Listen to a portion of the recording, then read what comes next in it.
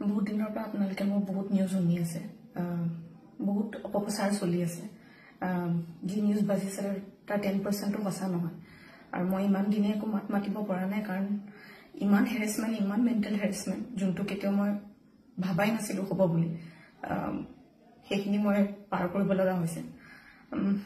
Mentally প্ৰস্তুত নাছিলো কোনো ধৰণৰ কথা ক'বলৈ বা কিবা ষ্টেটমেণ্ট দিবলৈ।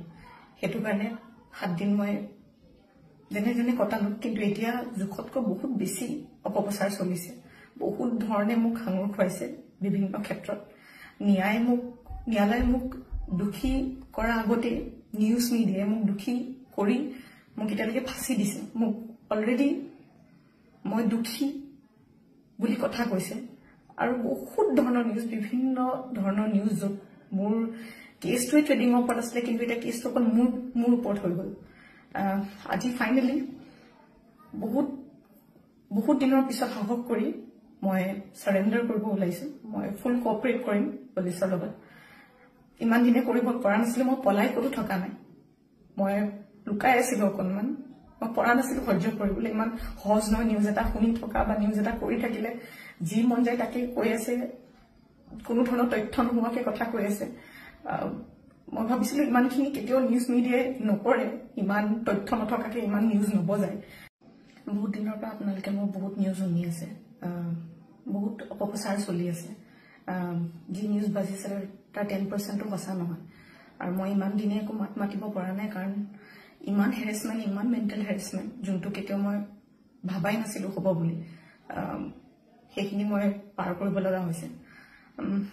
মেণ্টেলি প্ৰস্তুত নাছিলো কোনো ধৰণৰ কথা ক'বলৈ বা কিবা ষ্টেটমেণ্ট দিবলৈ। সেইটো কাৰণে 7 দিন মই যেনে যেনে কটালো, কিন্তু এতিয়া জোখতকৈ বহুত বেছি অপপ্ৰচাৰ চলিছে। বহুত ধৰণে মোক সাঙুৰ খুৱাইছে বিভিন্ন ক্ষেত্ৰত।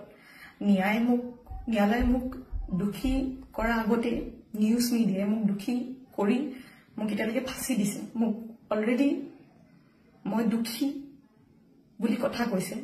আৰু বহুত ধৰণৰ নিউজ, বিভিন্ন ধৰণৰ নিউজ, য'ত মোৰ কেছটোৱে ট্ৰেডিঙৰ ওপৰত আছিলে, কিন্তু এতিয়া কেছটো অকল মোৰ ওপৰত হৈ গ'ল। আজি ফাইনেলি বহুত দিনৰ পিছত সাহস কৰি মই চাৰেণ্ডাৰ কৰিব ওলাইছো। মই ফুল কোঅপাৰেট কৰিম পুলিচৰ লগত। ইমান দিনে কৰিব পৰা নাছিলো, মই পলাই ক'তো থকা নাই। মই লুকাই আছিলো অকণমান, মই পৰা নাছিলো সহ্য কৰিবলৈ। ইমান সহজ নহয় নিউজ এটা শুনি থকা বা নিউজ এটা কৰি থাকিলে। যি মন যায় তাকে কৈ আছে, কোনো ধৰণৰ তথ্য নোহোৱাকে কথা কৈ আছে।